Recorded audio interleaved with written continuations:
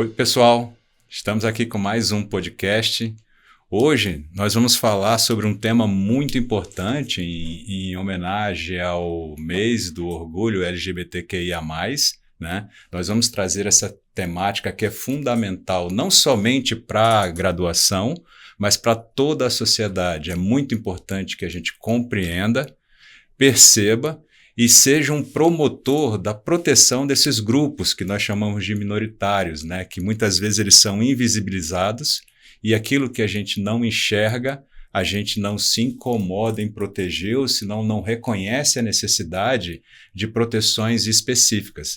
Estamos aqui para conversar com o Dr. Iago Mendes Guimarães. Ele é diretor de promoção e defesa dos direitos das pessoas LGBTQIA+, da Secretaria Nacional dos Direitos das Pessoas LGBTQIA+, do Ministério dos Direitos Humanos e da Cidadania. O Dr. Iago é doutor em filosofia, mestre em direito e graduado em filosofia, uma pessoa mais do que indicada e gabaritada para conversar com a gente. Queria agradecer muito a presença do senhor, doutor, e já começar aqui já perguntando, né? Como que o Ministério, especialmente a Secretaria, atua para promover, né, os direitos desse grupo LGBTQIA+. Maravilha. Muito boa tarde, professor. Boa tarde a todas as pessoas também que estão nos acompanhando, que estão nos assistindo. Como o senhor já colocou, meu nome é Iago, né? Eu estou diretor de promoção e defesa dos direitos das pessoas LGBTQIA+, na Secretaria Nacional LGBTQIA+, do MDHC. Começando também com uma pequena autodescrição, né? Eu sou um homem gay, cisgênero, branco, tenho cabelo um pouco grande, meio bagunçado, estou usando uma camisa marrom e uma jaqueta jeans preta por cima. Em primeiro lugar, agradecer o convite, né? É sempre um prazer enorme para a gente poder participar e poder estar dialogando com a comunidade, sobretudo com a comunidade acadêmica, sobre esses temas que são tão importantes e que são tão relevantes, né, para a pauta LGBTQIA+ no Brasil. E parabenizar, né, o Centro Universitário Uniprocessos por essa iniciativa também, né, de poder estar promovendo os direitos LGBTQIA+, através do diálogo, através do contato também, no nosso caso, com o poder público, né, e saudar essa iniciativa. Deixar também uma saudação em nome da nossa secretária nacional, Simi Lahar, que devido a um conflito de agenda não pôde estar com a gente hoje. Mas está bem representada, está bem representada. Bom, professor, respondendo assim, falando um pouquinho da sua pergunta, né? Essa Secretaria Nacional LGBTQIA+, ela é uma secretaria nova. Ela foi criada na atual gestão do presidente Lula e hoje em dia ela ocupa hierarquicamente um papel dentro da burocracia estatal singular no mundo, né? Hoje esse é o cargo mais alto que nós temos, na verdade, né, para a pauta LGBTQIA+. Então, o Brasil, ele se torna uma referência, já era, né, e se consolida como uma referência internacional no tema da defesa dos direitos humanos e da promoção e defesa dos direitos das pessoas LGBTQIA+. A criação dessa secretaria, ela vem marcada por uma constatação, né, a partir, sobretudo, do relatório de transição governamental, né, e de uma auditoria que foi realizada pelo Tribunal de Contas da União, né, que está presente no Acórdão 554 de 2023, que constata a ausência de políticas públicas em âmbito nacional voltadas para a população LGBTQIA+, entre 2019 e 2022. Então, quando essa nova gestão do governo federal assume, ela assume com uma demanda que vem da sociedade civil organizada, dos movimentos sociais, dos partidos políticos, das organizações de direitos humanos, né, que defendem os direitos das pessoas LGBTQIA+, de se tomar uma medida firme para a promoção desses direitos, né? Então, por uma decisão do presidente Lula, é criada uma Secretaria Nacional dentro do Ministério dos Direitos Humanos para tratar da pauta LGBTQIA+, com competência transversal, né? Com essa competência de articular dentro do governo federal e com as outras pastas da esplanada, os direitos, a promoção e defesa dos direitos das pessoas LGBTQIA+, no âmbito do governo federal. Essa é uma medida muito importante porque acaba se tornando uma referência também para as outras unidades da federação, para os estados, para os municípios, como um grande incentivo para a criação de áreas específicas para tratar desse tema tão relevante e que causa tanta preocupação social também, né, devido à realidade brasileira. Eu destacaria também, assim, então, assim, em primeiro lugar, nós temos um fortalecimento institucional da pauta LGBTQIA+, através da criação da Secretaria Nacional. Um segundo ponto que eu destaco também é a criação do Conselho Nacional dos Direitos das Pessoas LGBTQIA+, né? Existe uma constatação também presente no relatório do Gabinete de Transição Governamental de que o antigo conselho que tratava da pauta LGBTQIA+, o antigo Conselho Nacional de Combate à Discriminação, havia passado por um processo de esvaziamento durante a última gestão. Então, também por decisão do presidente, é criado um novo conselho, né, no âmbito da participação social e de oportunizar que a sociedade se manifeste também, né, esteja presente na vida pública e nas decisões governamentais que envolvem a população. É criado um conselho específico para tratar da pauta LGBTQIA+. Então, esse conselho, inclusive, está num processo muito especial nesse ano, né, que é a realização da 4ª Conferência Nacional dos Direitos das Pessoas LGBTQIA+, que está acontecendo já em todo o Brasil, né? Está tendo suas etapas locais, né, acontecendo em todo o Brasil, e terá a sua etapa nacional acontecendo aqui em Brasília, entre os dias 21 e 25 de outubro desse ano, com o tema Construindo a Política Nacional dos Direitos das Pessoas LGBTQIA+. Ah, ótimo. E em termos de políticas públicas, elas efetivamente estão implementadas? É uma preocupação que eu tenho quando eu penso na efetivação dos direitos sociais. Nós temos um gap de efetivação de direitos sociais a uma série de grupos, especialmente as pessoas LGBTQIA+, quando a gente pensa em saúde, educação, segurança que não tem jeito, né? Conversar sobre isso, a gente vai desembocar em segurança pública, porque, infelizmente, nós não temos nem qualidade ou quantidade de dados oficiais sobre essa violência, porque não se preocupam em quantificar isso, né? E a gente pega dados quase que acessórios para ver, então a gente talvez tenha uma violência muito maior do que a gente tem hoje. E dessas políticas públicas, né, elas estão avançando, a gente tem digamos, uma evolução na implementação dessas políticas públicas voltada às pessoas LGBTQIA+. Nós temos esse processo que eu citei da Conferência Nacional dos Direitos das Pessoas LGBTQIA+, ele traz esse tema, né? A conferência vem com esse tema, que é construindo os direitos, a política nacional dos direitos das pessoas LGBTQIA+. Esse mote, né, esse tema da conferência, ele reflete, em certo sentido, como encontramos o estado de coisas hoje das políticas públicas para pessoas LGBTQIA+, no Brasil. Diferente de outras pautas sociais, de outros grupos vulneráveis e de outros tipos de grupos sociais, né? Posso citar aqui criança e adolescente, por exemplo, que conta com o Estatuto da Criança e Adolescente. Posso citar as pessoas idosas, que contam com o Estatuto das Pessoas Idosas, pessoas com deficiência. Posso citar a política de gênero também, né, que tem um avanço considerável do ponto de vista normativo. Sim. No caso da pauta LGBTQIA+, nós temos uma característica que é uma dificuldade normativa, né? Uma resistência, né, doutor? Uma resistência propriamente dita, né? Em se legislar sobre o tema, né?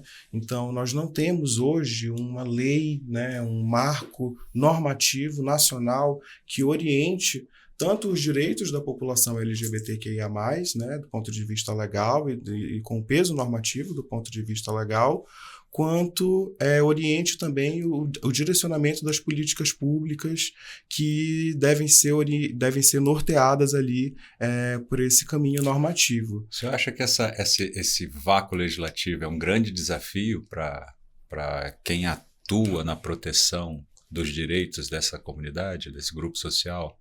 Ele é um grande desafio na medida em que a maioria, grande maioria dos avanços e das conquistas da pauta LGBTQIA+, são conseguidas a partir, né, do judiciário.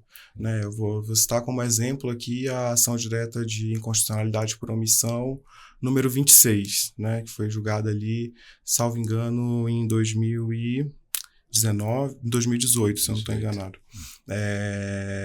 No qual o Supremo Tribunal Federal reconhece o estado de coisas inconstitucional da omissão legislativa em se legislar sobre o tema da proteção penal para as pessoas LGBTQIA+, contra a discriminação. Né? Então, a DO 26, né, como ela é mais conhecida, ela equipara a discriminação, né, os crimes de discriminação contra pessoas LGBTQIA+, ali usando o termo técnico ali de homotransfobia, né, mas que nós chamamos de LGBTQIA+, fobia, equipara esses crimes aos crimes de racismo, né, aos crimes previstos na lei de racismo, e traz um desafio de efetivação dessa decisão, na verdade, em termos de políticas públicas.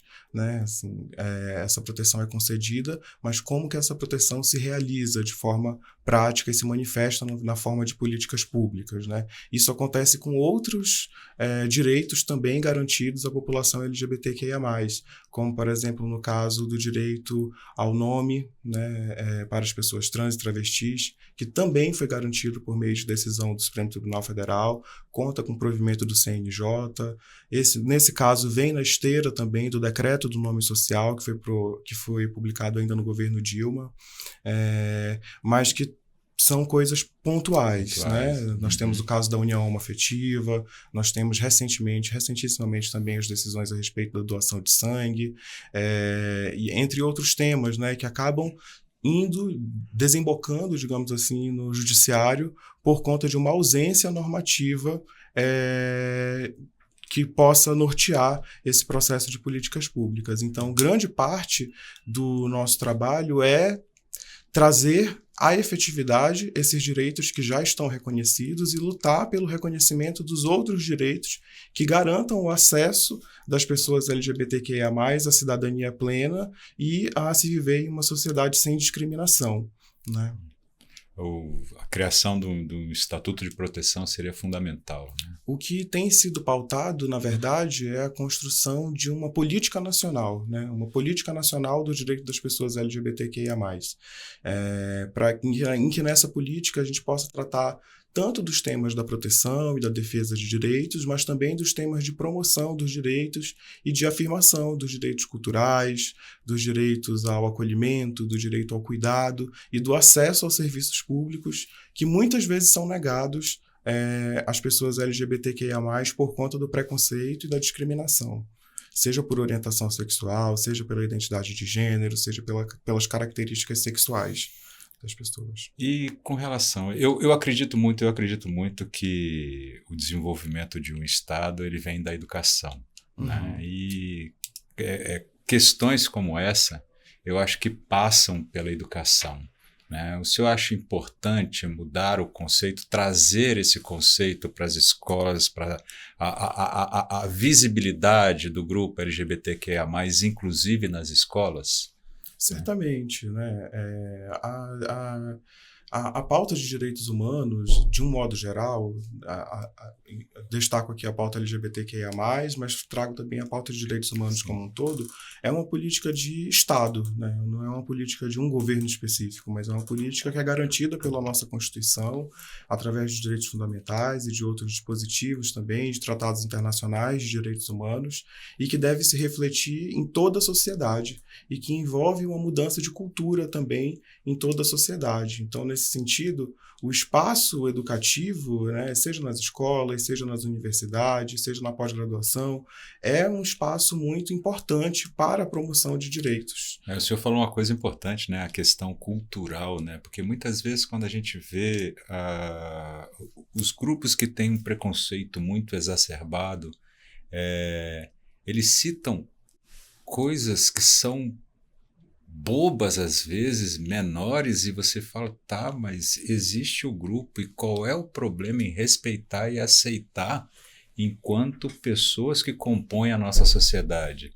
E às vezes você vê são meras questões culturais que já deveriam ter sido, né, revistas e ainda estão presentes em determinados setores e setores influentes, né, setores Sim. influentes que barram efetivamente a implementação de políticas públicas, barram a criação de uma legislação, né? Sim, acho que o senhor toca num ponto muito importante quando a gente relaciona esse tema da cultura com o tema da educação, né? E com um aspecto que o senhor destacou um pouco antes também na sua fala, que são dos dados, né? Que são produzidos que são tão importantes para que a gente conheça melhor a realidade brasileira, mas para que a gente conheça também melhor a realidade de grupos específicos, né? A população LGBTQIA+, por exemplo, hoje nós temos uma dificuldade grande de obter dados oficiais e estáveis que digam respeito à população LGBTQIA+, e que nos permitam compreender melhor essa realidade das pessoas LGBTQIA+. Isso acaba sendo essa função acaba sendo exercida de forma bastante pujante e bastante heróica, até pelos movimentos sociais, que acabam criando informações muito precisas, informações muito importantes para que a gente entenda o cenário de coisas que se encontra hoje no Brasil e que demanda uma intervenção pública desse nível, né, em termos de políticas públicas. A gente acabou de sair, por exemplo, do mês de maio, né, que é o mês onde é celebrado como mês internacional, né, de combate à LGBTfobia. O Brasil hoje, pelos levantamentos que nós temos, eu cito, por exemplo, o dossiê da ANTRA, né, ele está há mais de 15 anos como país sucessivos, né, como o país que mais mata pessoas trans e travestis no mundo, né. Isso às vezes é questionado ao governo, né, sobretudo no caso das denúncias e qual a posição. Nesse caso do Brasil, ser o país que mais mata pessoas LGBTQIA+ no mundo. O que nós temos costumado explicar e dizer é que nós não podemos simplesmente fazer essa afirmação de que o Brasil é o país que mais mata pessoas LGBTQIA+ no mundo, mas certamente é o país em que nós temos mais informação e registro de denúncias desse tipo de violações de direitos humanos contra um grupo populacional, né? Assim, isso demandaria uma afirmação mais forte como essa, demandaria um peso maior. E, na verdade, nós temos investido esforços em aumentar a capacidade do Estado de receber denúncias de violações de direitos humanos contra pessoas LGBTQIA+. Quantificar esses casos, né? Porque eu vi recentemente, conversando com alguns colegas, que uma pessoa chega numa delegacia, é vítima de um crime, né? Envolvendo o fato dele ser LGBTQIA+, e não tem no relato indicação disso, não tem um quadro para que alguém clique lá e coloque indicando que foi um crime inerente a essa condição. Então a gente tem perde a oportunidade de quantificar de forma mais precisa isso. Eu acredito que seja subdimensionado a violência no Brasil contra as pessoas LGBTQIA+. Não sei se o senhor concorda com isso. Concordo. Certamente, o dado que nós temos hoje é um dado subnotificado, né? É um dado que já é desafiador mesmo, subnotificado, e que chama a atenção para uma exclusão e para um processo de discriminação que é violento e que é fatal contra um grupo populacional, né? Esse não é um problema que começou hoje, né? Não é um problema recente.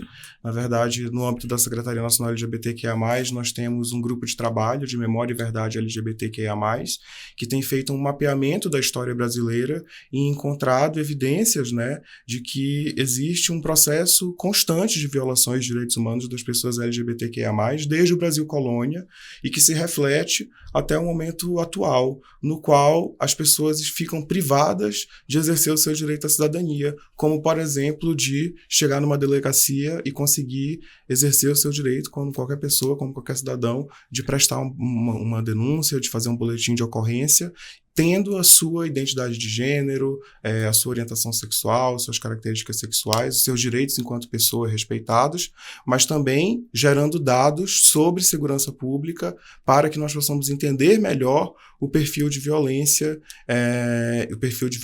a sua territorialidade e todos esses elementos que são tão importantes para que a gente pense as possibilidades de políticas públicas e de intervenção pública também. Há algum projeto de introdução nos currículos escolares, alguma obrigatoriedade em se estudar esses casos? Bom, hoje nós temos algumas iniciativas, né? A atuação da Secretaria Nacional LGBTQIA+, acho que como também teve presente numa fala anterior do senhor, muitas vezes a população LGBTQIA+, se vê voltada a debater uma série de temas que nos são impostos, seja por conta de desinformação, seja por conta de fake news, seja por conta de campanhas de ódio propriamente ditas, né? Quando, na verdade, os problemas que se apresentam para a população LGBTQIA+, e que chegam como demanda para o governo, eles são divididos de forma muito nítida em duas ordens, né? No primeiro passo, nós temos o enfrentamento à violência, que a gente já vinha comentando aqui um pouco, e no segundo passo, nós temos justamente a educação, a empregabilidade e a geração de renda para as pessoas LGBTQIA+. A nossa secretaria hoje está dividida e as suas ações governamentais e programas estão divididos em duas linhas de atuação. Uma de enfrentamento à violência, a Estratégia Nacional de Enfrentamento à Violência, e a nossa Estratégia Nacional de Trabalho Digno, Educação e Geração de Renda para pessoas LGBTQIA+. No campo da educação, esse tema é muito marcante, porque muitas vezes o ambiente da educação é o ambiente do bullying, é o ambiente em que se percebem os preconceitos, é o ambiente em que muitas vezes as portas se fecham, em primeiro lugar, para as pessoas LGBTQIA+. E aí o resto da vida, né, doutor? E aí, exatamente. E isso acaba trazendo consequências que vão ser prolongadas ao longo da vida. Então, muitas vezes nós presenciamos processos de discriminação e de violência contra pessoas LGBTQIA+, ainda nos ambientes educacionais, e que levam a uma evasão dessa população dos ambientes de educação formal, o que acaba trazendo consequências para o restante da vida, né, na ordem de acesso ao mundo do trabalho, que é uma dimensão essencial da vida também e necessária para a subsistência de qualquer pessoa. Então, hoje, por exemplo, nós temos o programa Empodera Mais. O programa Empodera Mais, ele faz parte da Estratégia Nacional de Trabalho Digno, Educação e Geração de Renda, e ele é um programa voltado justamente para atender pessoas LGBTQIA+, em situação de vulnerabilidade social, que precisem trilhar ali uma jornada rumo ao mundo do trabalho, uma jornada rumo à construção da sua autonomia pessoal. Então, é um programa que cria um plano individual de atendimento para as pessoas LGBTQIA+, no primeiro momento, para as pessoas que estão sendo atendidas, e no segundo momento procura traçar uma trajetória de elevação de escolaridade através dos serviços públicos que são oferecidos em cada localidade, né, e também construir oportunidades para que essas pessoas possam, caso queiram, obviamente, né, sair do programa já com uma oportunidade, né. O programa Empodera Mais é um projeto piloto, né, que tem sido pilotado em 4 estados do Brasil e que é uma grande demanda social, na verdade, das pessoas LGBTQIA+, por educação, emprego, renda, né, e possibilidade de construção da sua jornada pessoal, né, da sua jornada individual, que também é coletiva na medida em que essas mazelas sociais nos afetam enquanto grupo social, né? Embora haja, obviamente, os recortes interseccionais que demarcam um nível de violência e de exclusão social maior a depender do recorte que a gente pode fazer dentro da sigla, né, LGBTQIA+. É fundamental porque a inclusão dentro da sociedade, inclusive no mercado de trabalho, ela é muito difícil. É muito difícil. Eu recentemente comentei, falei, alguém chegou e falou, mas a gente não vê essas pessoas. E eu comentei, a gente não vê porque a gente não permite que elas sejam enxergadas, né? Daí, comentando, eu falei, você não contrata. E se você não contrata, elas não trabalham, né? Elas não trabalham. E por que você não contrata?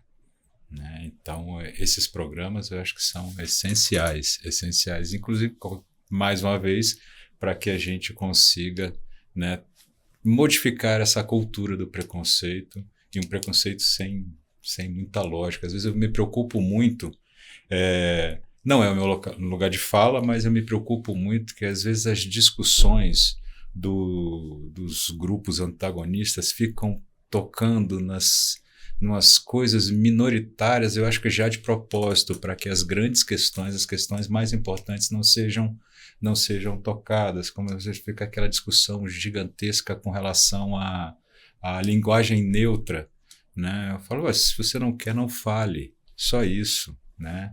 Só aceite que está lá, não tem problema, ninguém está te obrigando a fazer. E as grandes discussões, educação, mercado de trabalho, a segurança, elas vão ficando de lado. É quase como se fosse um estratagema para não se preocupar com aquilo que é importante. A sua secretaria, o senhor falou que tem um dos campos é a segurança, não é isso? Exatamente. Quais as políticas públicas que se tenta implementar nesse sentido? Bom, nós temos alguns campos de atuação centrais, né? Hoje nós estamos promovendo uma agenda nacional de enfrentamento à violência que trabalha diversos temas e diversas parcerias institucionais da Secretaria Nacional LGBTQIA+. Como eu disse de início, essa secretaria ela tem uma competência muito forte de transversalidade dentro do campo de políticas públicas do governo federal. Então, nós temos pensado e articulado junto a outros órgãos de governo estratégias para que haja uma efetivação dos direitos das pessoas LGBTQIA+, como, por exemplo, da criminalização da LGBTfobia, né?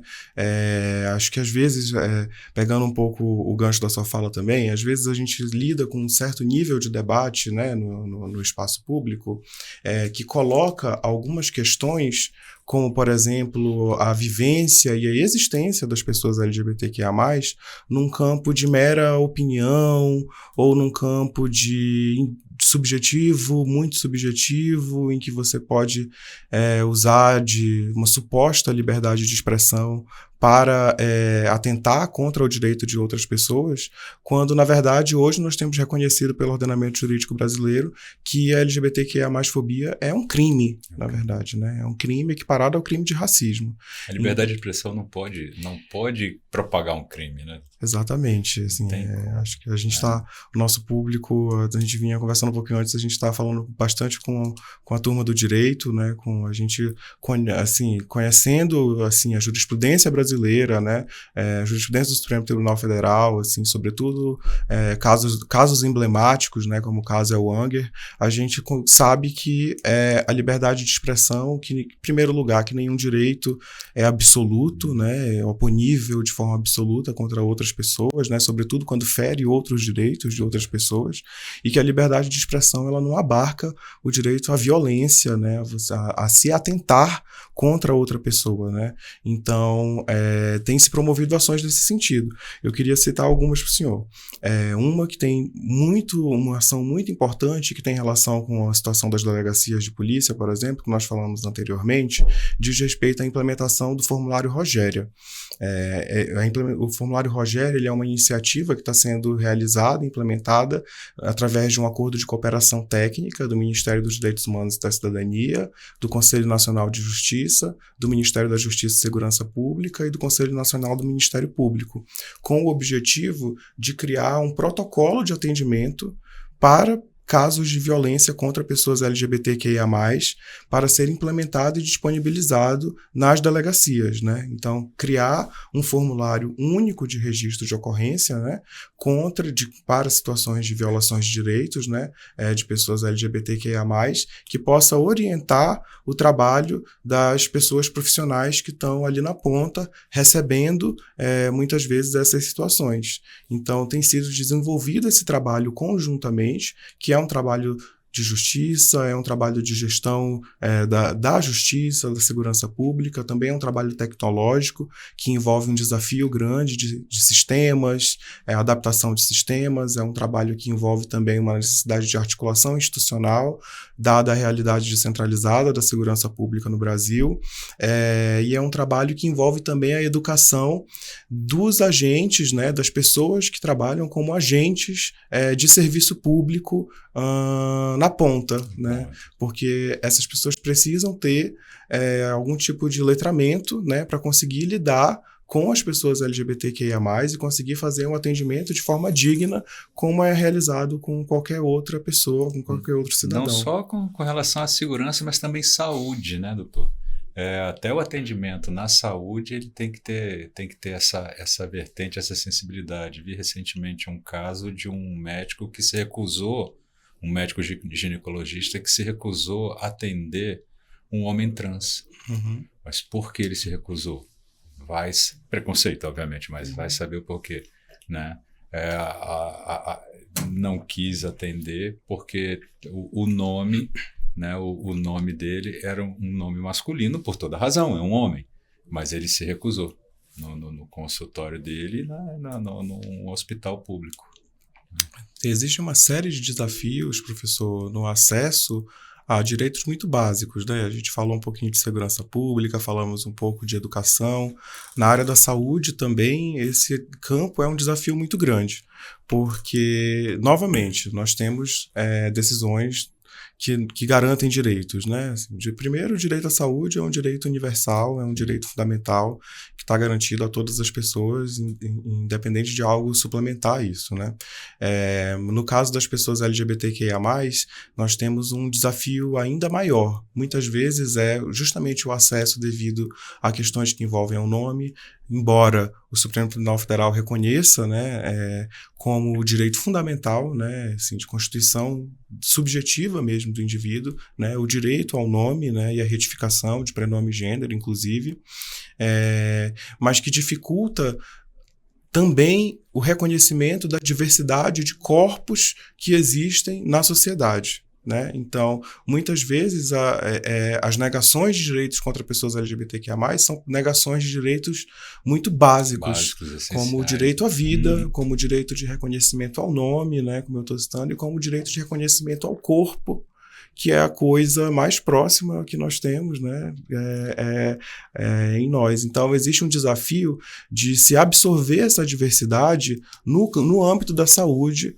né, e de nós pensarmos o campo da saúde pública, sobretudo, a partir de uma perspectiva que vai além de uma lógica, sobretudo cisgênera, né?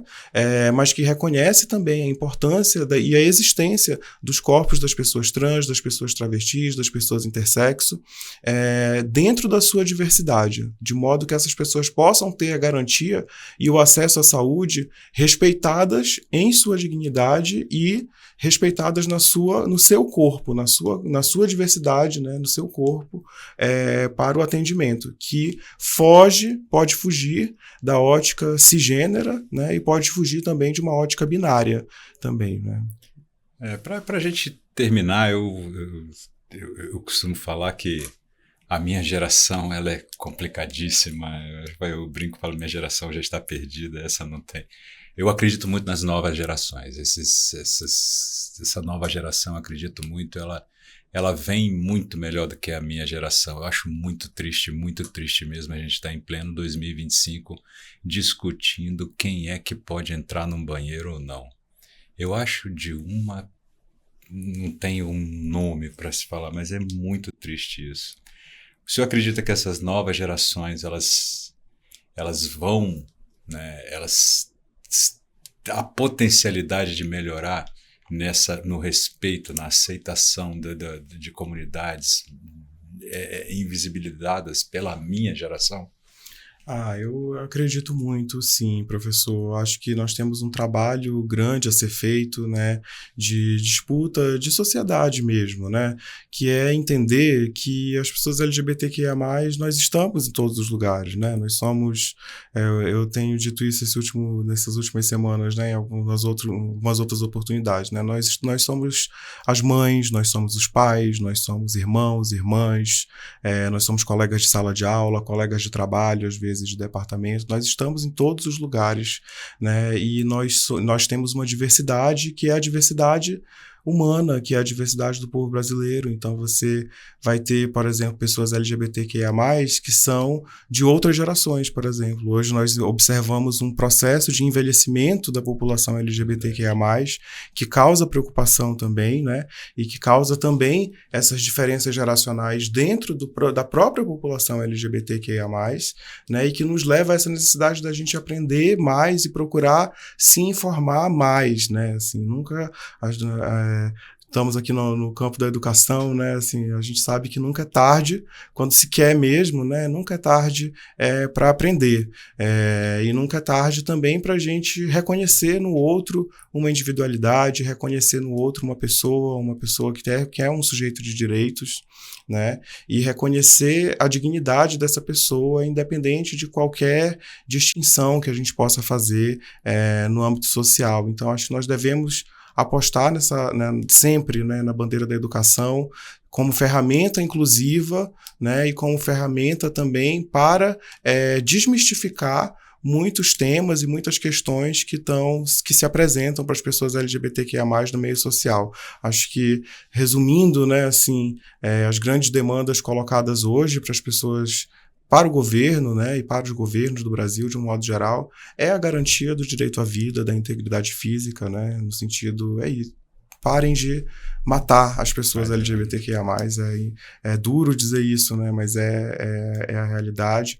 E nos deixem trabalhar, nos deixem cuidar das nossas vidas, construir nossos projetos de vida, nossas famílias, né, e seguir em frente com as nossas vidas dentro de quem nós somos, né, e aproveitando esse mote também do mês do orgulho, né, assim, celebrando esse orgulho de ser quem nós somos, né, esse orgulho de existir e de estar presente na sociedade e fazer parte dessa sociedade politicamente, socialmente, economicamente também. Isso é muito importante para a gente. Com todo direito. Doutor, muito obrigado. Muitíssimo, a gente poderia ficar aqui horas conversando, né?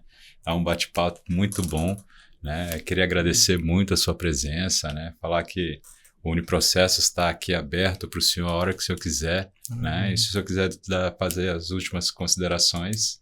Maravilha. Eu que agradeço muito, professor, a oportunidade. Mais uma vez, parabenizo a Uniprocessos pela iniciativa, né, de abertura de diálogo para o tema da diversidade, que é tão importante para a gente. Quanto mais nós falarmos, né, quanto mais nós dialogarmos sobre as questões que nos afetam, mais a gente consegue construir socialmente, mais a gente consegue estar presente na sociedade e mostrar para a sociedade que é possível viver uma vida sem discriminação, é possível viver uma vida em que a gente possa se orgulhar de quem nós somos, independente da nossa orientação sexual, da nossa identidade de gênero, das nossas características sexuais, né? E caminhar, aproveitar também para conclamar, né, assim, e falar, sobretudo, mais uma vez sobre a nossa Conferência Nacional, né? Nós estamos há quase 9 anos desde a última Conferência Nacional. Esse é um processo muito bonito que está acontecendo no Brasil afora. Inclusive, salvo engano, hoje ainda está sendo realizada a Conferência Distrital, né? Que é uma etapa local. Então, encorajar a população a estar conosco, né? Sobretudo a população que está aqui em Brasília, estar conosco em outubro, participar dos eventos da conferência e participar desse processo de participação social que é tão importante e tão necessário para a afirmação do Estado Democrático de Direito. Que ótimo, que ótimo. Obrigado, pessoal, por vocês estarem assistindo e até mais. Até o próximo. Tchau.